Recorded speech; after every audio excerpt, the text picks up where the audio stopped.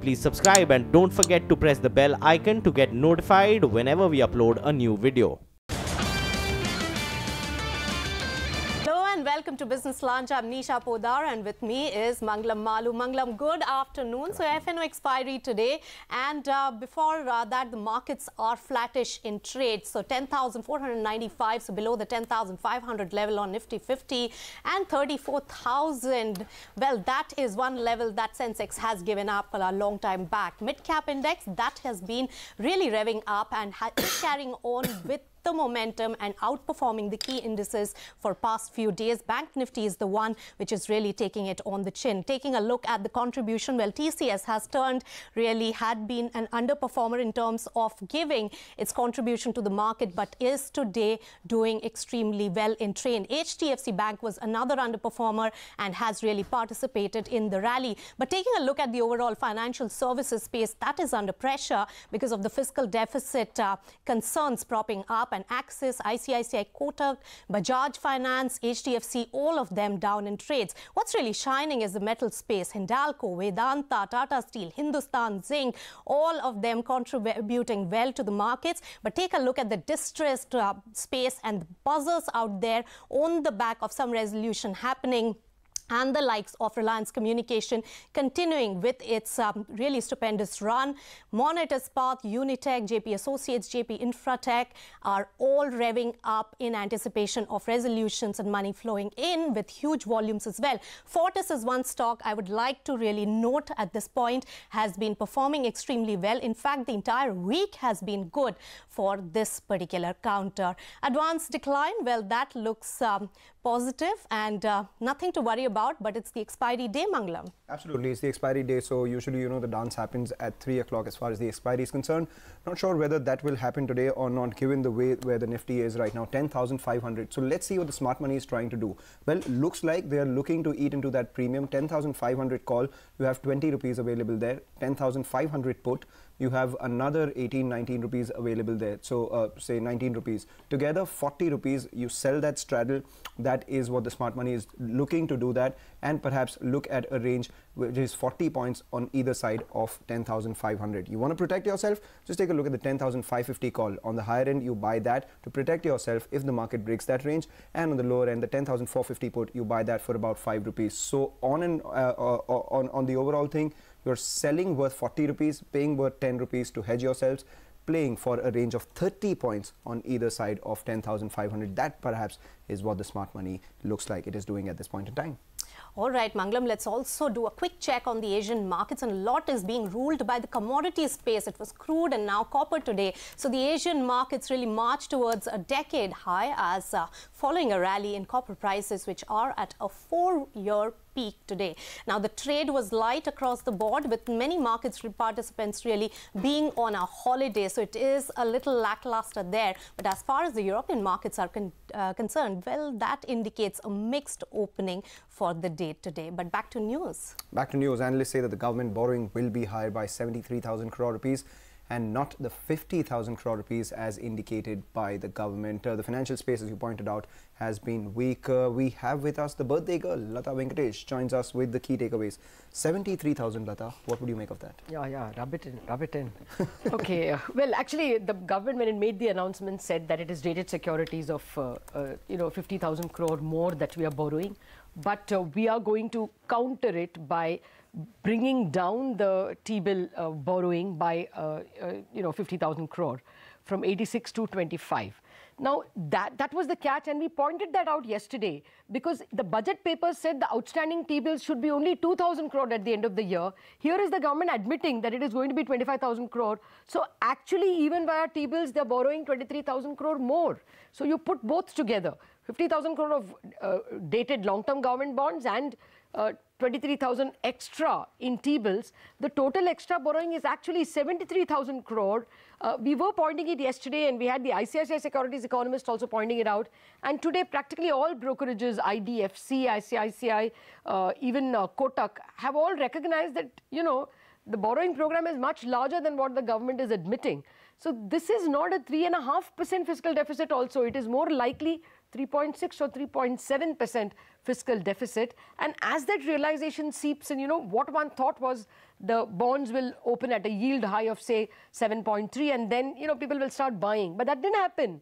It has now gone to 7.34, the bond market. Further selling has come in at the morning lows. Now look at that, 7.35 on the yield. So clearly people are now becoming aware that the split or the gap is much wider in terms of the government's income and the government's expenditure. Plus, you can see the rupee has also not really recovered. It's actually a very strong currency, but even that is not showing recovery. And as you all have been pointing out, financial stocks, even if the rest of the market is in tune with Asia, Asia has done very well, but we are the worst performing Asian market. Let's note that. And that's largely because the financials are responding to the fact that the borrowing is higher than they thought. All right, thanks so much, Lata, for putting all that into perspective. But we also spoke to a whole host of experts to know what it could really mean for the overall economy, and listen into what they had to say. RBI will have to manage, because it is a debt manager for the government, so it has to raise these additional funds. Typically, in the last quarter, central government borrowing used to be very much less. And it is the state governments which will be borrowing more, because normally by January itself, central government borrowing program should be over. This time, because of this additional borrowing, the calendar shows that it will go up to February. So, right now the market liquidity has come down, so the surplus liquidity has gone. So to that extent, there will be an impact on the yields. And the market has already kind of expecting it, looks like. That's why the yields have been continuously rising for the past several months. This is an enabling provision. The government has announced, given itself leeway to borrow that much. And since in this year there's a lot of uncertainty because of GST, what the revenues will look like finally is unknown. So in a way, this is telling markets that this is it, giving them a clear signal. It's enabling in the sense of the effect on the final fiscal deficit, because until you have the revenue picture for the full year, you won't know the impact on the fiscal deficit. I think bonds will keep on drifting higher unless there is some signal from either the RBI or the MOF that they want to cool down the GSEC market. Now, I think, either there is some kind of a statement or, increasingly there has to be some infusion of liquidity, either through, buybacks or through RBI OMO purchases. RBI should have been putting in about $30 billion this year. Right now, it has put in about $7 billion. So there is scope for a lot of OMO till March. All right, no real change as far as the frontline index is concerned. 10,500 is where the Nifty is. Coloring it a slight tinge of green is Asian Paints. Remember, all the paint stocks were a tad bit under pressure given the crude oil price hike yesterday. In fact, the crude oil prices were at 2.5-year highs, and Asian Paints has now recovered and moved to the high point of the day. And then you have United Spirits bringing in the cheer ahead of the party season, and that one is at the high point of the day. United Spirits is the one that should come up for you. There you have it. So with that, we'll move on. Before the party, we have the all-important SEBI board meet today. Our correspondent Yash Jain joins us with the agenda. Yash, what should we watch out for? Well, it will be the last SEBI board meeting before the union budget, and the board will have a heavy-duty agenda to discuss when it meets for its board meeting today. And now, just to put out some of the most important points which will appear on SEBI board meeting's agenda, we are given to understand that SEBI might reintroduce norms around disclosure of debt defaults for listed companies. Here, we are given to understand that SEBI might ask listed companies to disclose defaults on working capital loans within a period of 30 days. Also, it might ask these listed companies to disclose defaults on long-term loans within a period of 24 hours. Also, what we're given to understand is that SEBI might finalize norms around the listing of asset reconstruction company or ARC receipts. Just a small caveat here, it might only allow sophisticated buyers, be it in terms of qualified institutional buyers or alternate investment funds, to trade this new instrument of ARC receipts. Also, what we are given to understand is that SEBI might tighten regulations around credit rating agencies. If you remember, very recently, market regulator had floated a consultation paper recommending some of the regulations in this particular space, which essentially suggested putting a cap of 10% as far as cross-shareholding is concerned between credit rating agency. It had also suggested barring these credit rating agencies from having a board seat, a board representation, as well as voting rights on another credit rating agency. Also, it had suggested raising the minimum net worth for a credit rating agency to 50 crore from the current amount of 5 crore. So yes, a final call on those regulations could be on similar lines as the consultation paper. We are also given to understand that there could be some new regulations which will come in the mutual fund space, where SEBI might bar mutual funds or asset management companies from having a board seat on another mutual fund or asset management company. A company, an independent company, might also be barred from buying more than 10% stake in more than one mutual fund or asset management company. Yes, so all these reforms or points of discussion will appear in today's SEBI board meeting. At 4 o'clock, there will be a press conference which will be addressed by SEBI Chairman Ajay Tyagi, and we'll keep you updated on the developments as far as this particular board meeting is concerned. All right, thanks Yash for giving us a heads up, and watch the entire coverage of the SEBI press meet today only on CNBC-TV18, 4 p.m. onwards. All right, let's take a look at one corporate house, one business group in focus today, and that is Bajaj Group stocks. Those are in focus after the buzz that there is a realignment of both control as well as wealth in Bajaj family. And Nimesh gets us all the details. Tell us, Nimesh. That's right, Nisha. So, yesterday we saw a lot of block deals in the Bajaj Group stocks, across the Bajaj Group companies. So, Bajaj Auto, Bajaj Electricals, Bajaj Holdings, Bajaj Finserv, all of these group stocks have seen, a lot of block deals. Now, what we understand from sources, it's off the record confirmed by the management sources that there has been a realignment in the family holdings, and basically to just realign the control as well as wealth for the Bajaj family group. Now, if you look at the family tree of Bajaj Group, essentially, most of the block deals which happened yesterday happened in the Ramkrishna Bajaj family faction. So, within Shekhar Bajaj, Neeraj Bajaj and Madhur Bajaj, there has been quite a bit of interchange of stake sale across the group companies. So, Bajaj Electrical saw a block deal where Nirav Trust has sold. In terms of Bajaj Finserv, there was a block deal where there is an interpromoter change between Anand Bajaj and Nirav Bajaj Trust. So, all the 4 stocks which saw block deals yesterday was essentially a realignment of the family structure and family holdings between Shekhar Bajaj Group and the Nirav Bajaj Group. So, it's nothing much to do with the Rahul Bajaj faction, so not much to do with Bajaj Auto per se. Yes, there was a block in Bajaj Auto as well, but essentially the 3 other group stocks, which is Bajaj Finserv, Bajaj Holdings and Bajaj Electricals, all the 3 group stocks saw a lot of interchange, promoter selling stake, essentially to realign the wealth and the positions within the Bajaj Group family.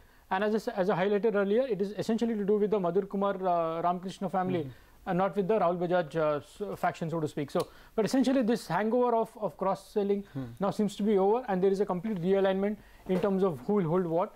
And essentially all the blocks yesterday was largely to just untangle the holdings within the group companies. All right, simplification for the group companies, as Nimesh mentioned, it is for the Ramkrishna Bajaj family, nothing to do with the Rajiv Rahul Bajaj family itself. But let's move on. The excitement for InvITs, once expected to be a source of increasing liquidity into the infra space, seems to be waning a bit.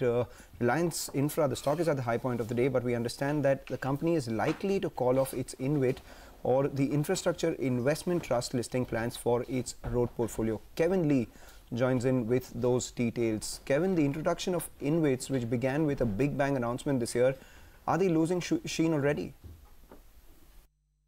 Well, it would certainly seem so, because at the start of this year, 6 infra players were looking to list their assets through the InvIT route. Only 2 have followed through on that, IRB Infra and Sterlite. What I gather from sources now is that Reliance Infra is also now not considering the possibility of an InvIT listing anymore, because it's worried about tepid demand, especially from retail investors. Now, IRB Infra was the first company to list an InvIT earlier this year, and it has been trading well below issue price since then. So Reliance Infra is worried that there is not enough demand in the market for another road InvIT. Now, remember, remember, Reliance Infra had plans to raise 3,000 crores via the InvIT route in March. They revised this downwards to 2,500 crore rupees in May. They have approval from SEBI, but we've not really heard anything on that from them. After that, there are other players who have approval from SEBI, including MEP Infra, GMR Infra, and ILNFS Transport. None of them have gone for the InvIT listing this year as well. So we'll have to wait and see if we see an InvIT listing next year. We did write to Reliance Infra, who said that they will consider any form of fundraising that is appropriate for their shareholders,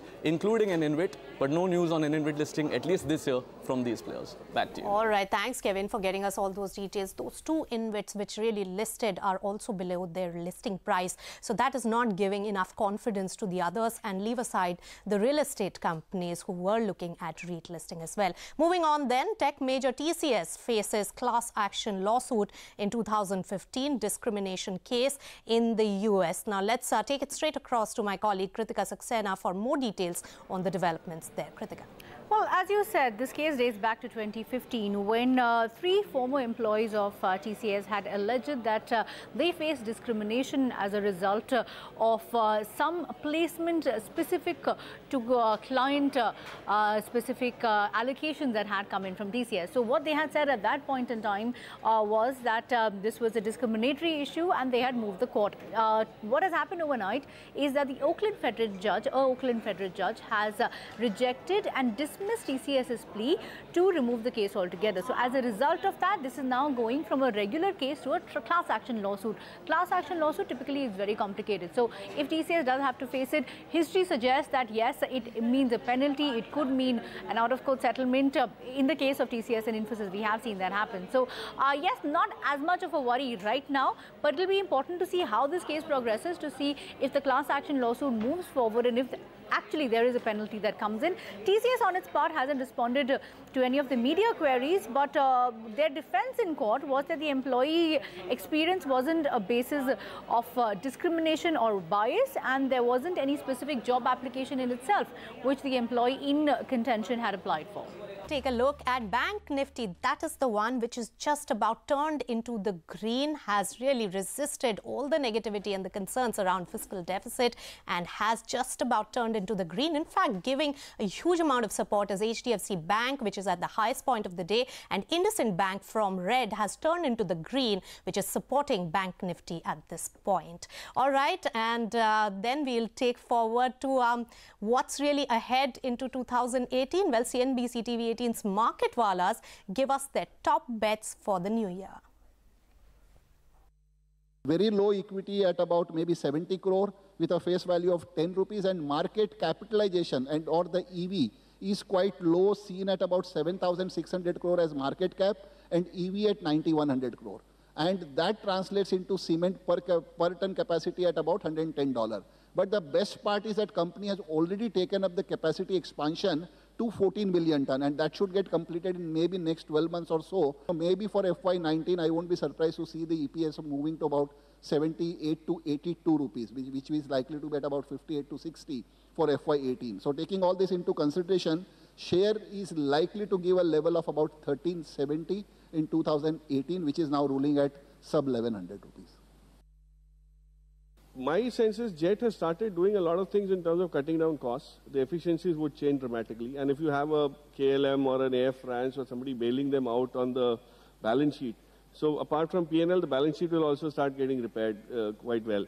And if you notice, quietly there's been a reconstitution of the board itself. So from a lot of people who are just iconic names and generalists sitting on the board, they've actually got people with experience from aviation and similar sectors. And that's driving things very rapidly.